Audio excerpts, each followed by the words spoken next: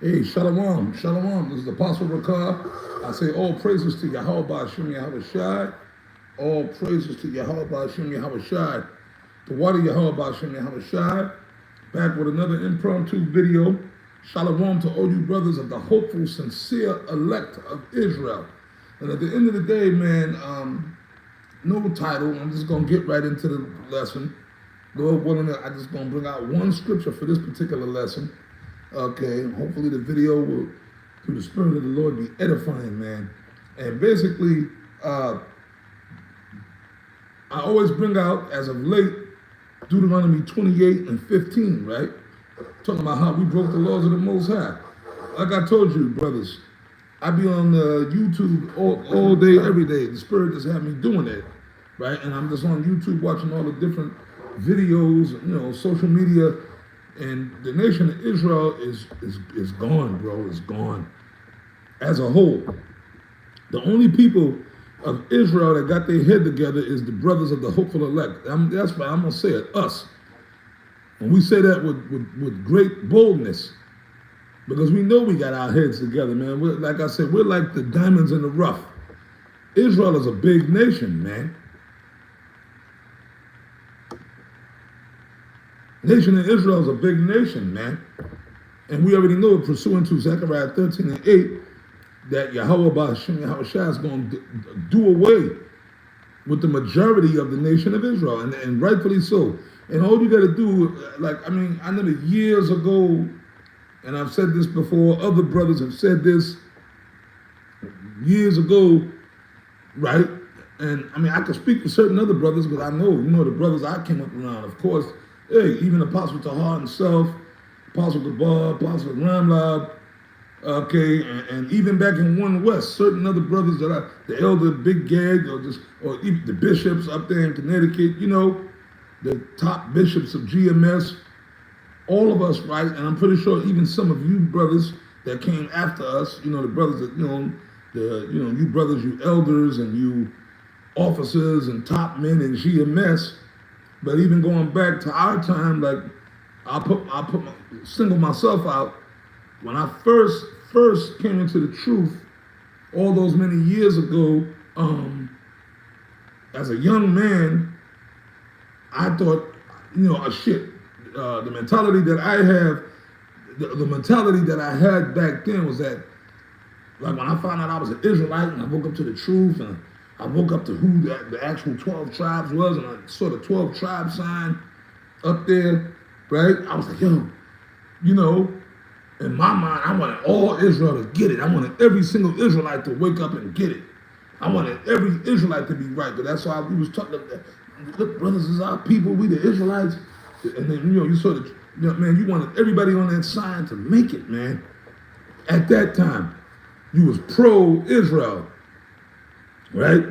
You hated every single white person. You went around looking at white people mean, the other nations mean, cursing everybody out that you came across. You thought every time you saw an Edomite, you had to curse them out. You thought you had to.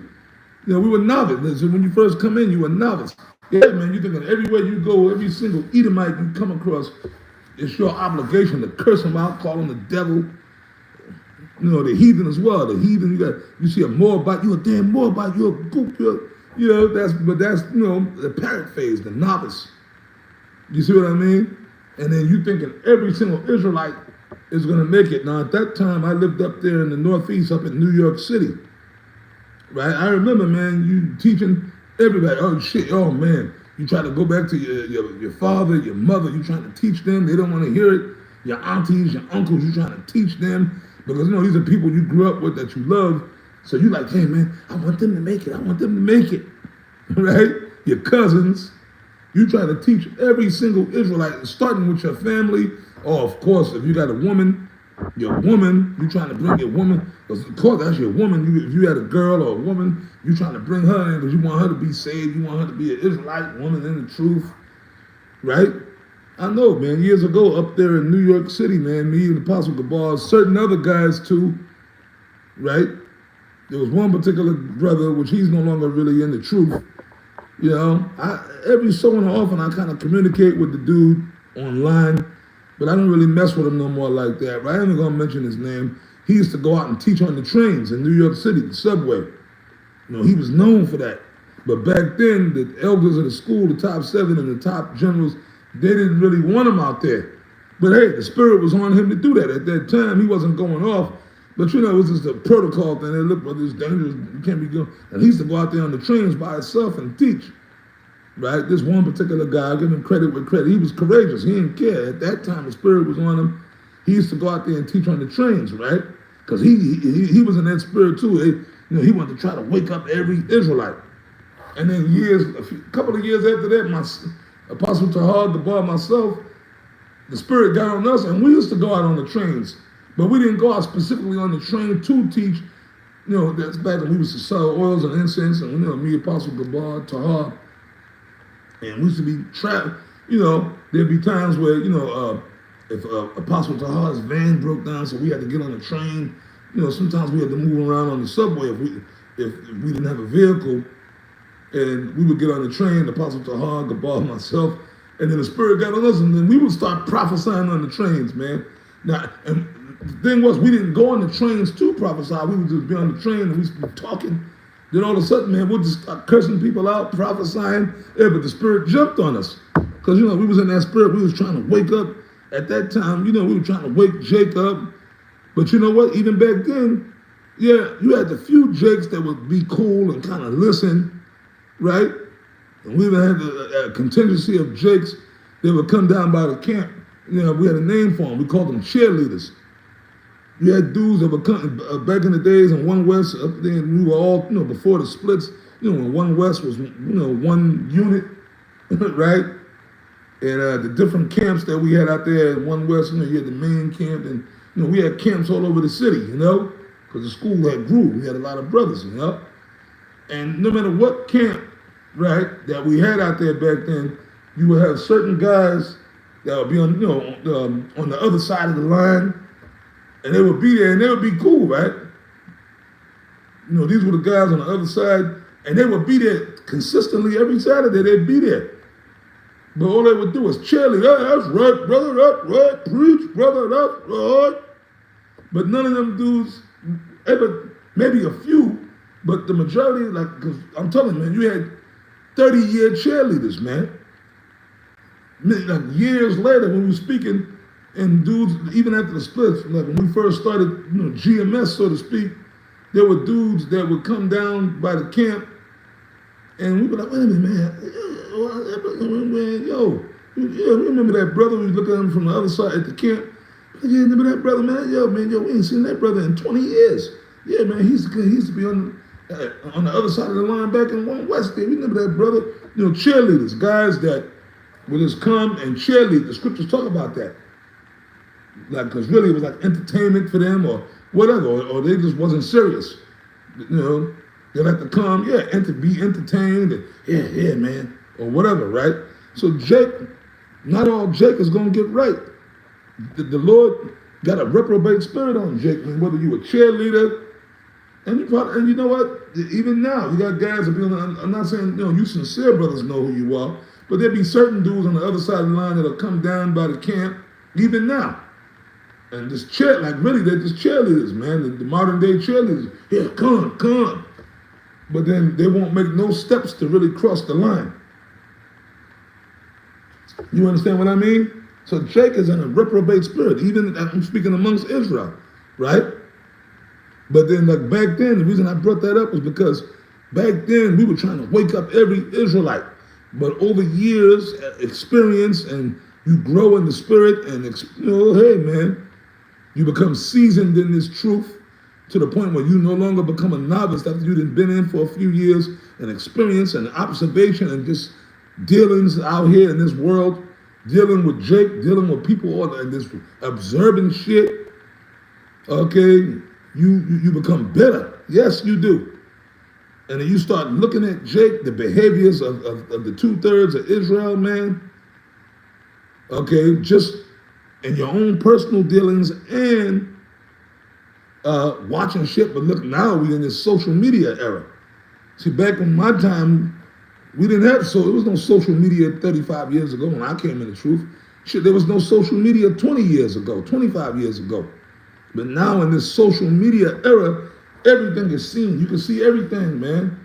And all over the country, all over the world, you can see.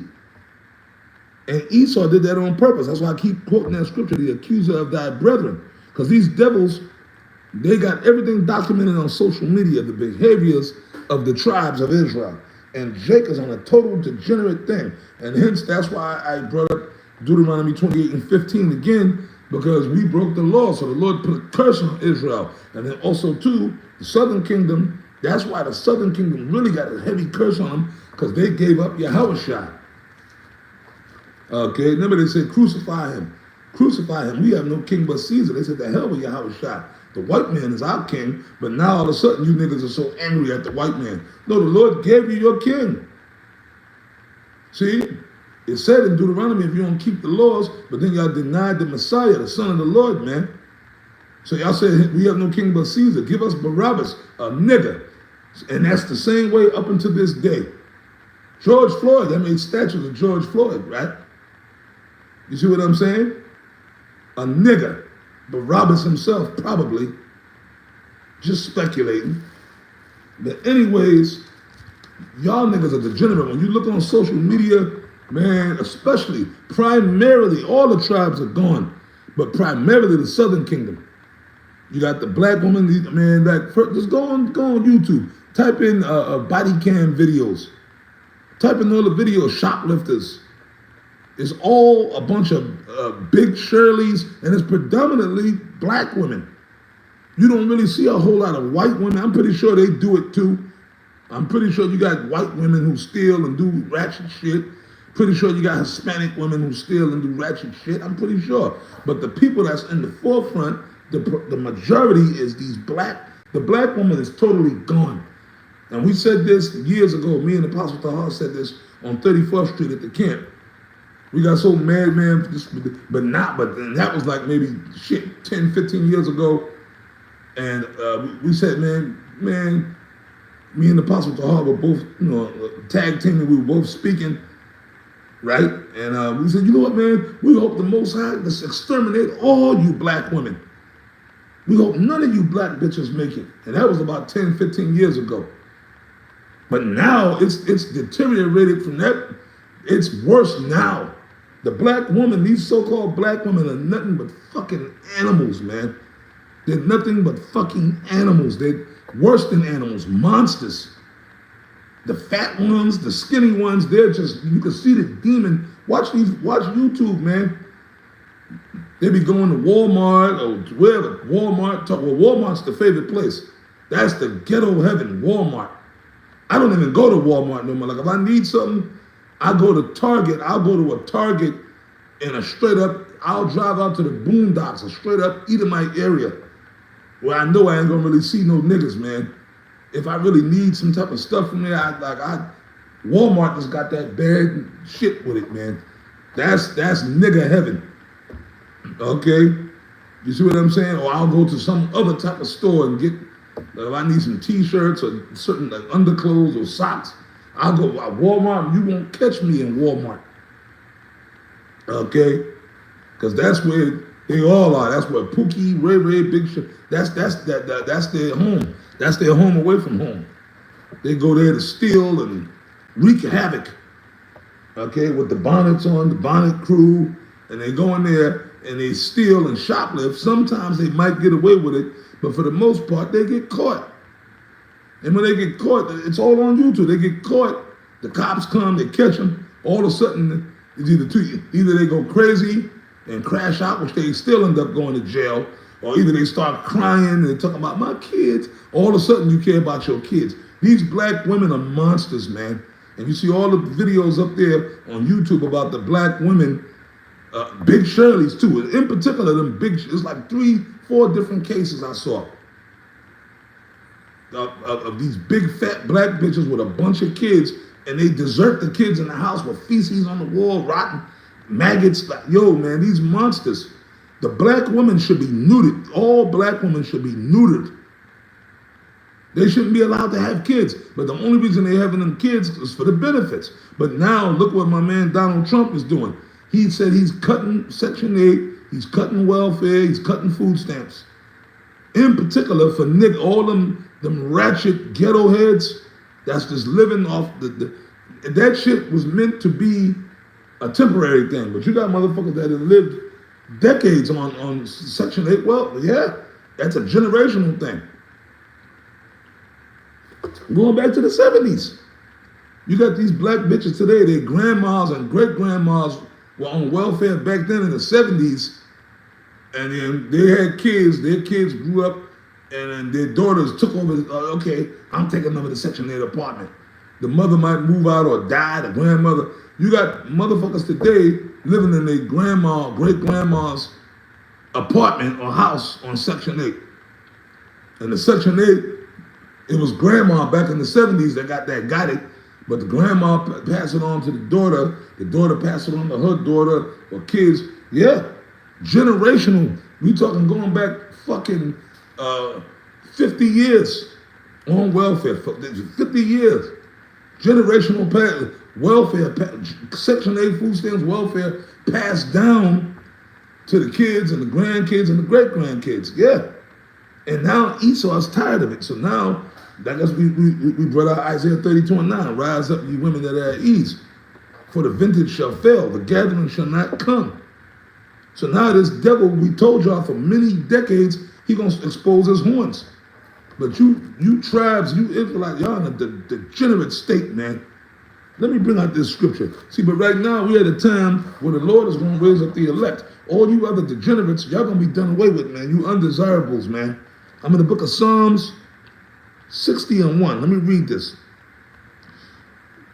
Thou, Lord, thou hast cast us off, thou hast scattered us, thou hast been displeased. That's right. That's why Israel is in the state they in. You see, that's why Israel is in the state that they in. Everything I talked about, there's other scriptures on this too. The Lord cast off Israel, man. He said it. He said, I will turn my back on you. He told us in Deuteronomy 28:15, right? He's displeased. And you look at the condition of the 2/3 of Israel today. Oh, turn thyself to us again. That's right. But the 2/3 ain't calling for that. The elect of Israel, we're the only ones calling for that, brother. That has made the earth to tremble, that has broken it, healed the breaches thereof. Okay? For it shaketh. That's right. Israel is like a shaky legs, man.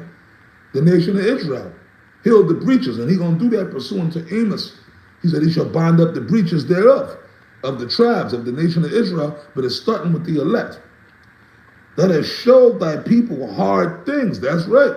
Slavery, all the different captivities, and then the Lord put a curse on it. Look at the condition of the Israelites today.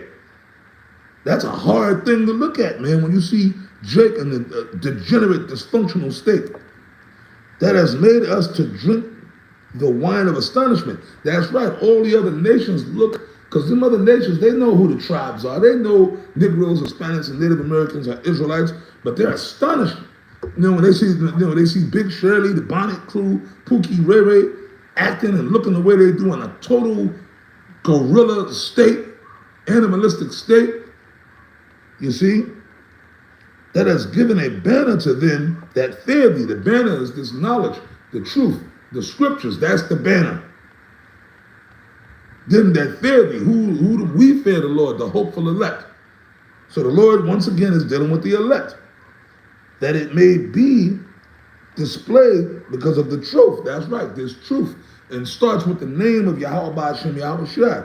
So the ones of us that got this truth, it's a blessing, brothers. Let me finish up. That thy beloved, who's the beloved of the Lord, the elect of Israel, may be delivered. Okay, save with thy right hand and hear me. What's the right hand of the Most High Yahweh? Yahweh Shai. Yahweh Ba'ashem Yahweh Shai. Yahweh Shai is the right hand. So the Lord is going to deliver the elect with the right hand. That's Yahweh Shai. So that's talking about Yahweh Shai right there in the Old Testament. You dig? See what I'm saying? So I pray that this video was edifying. I'm going to wrap it up. I'm going to try to throw up another quick one. I say shalom to the hopeful elect.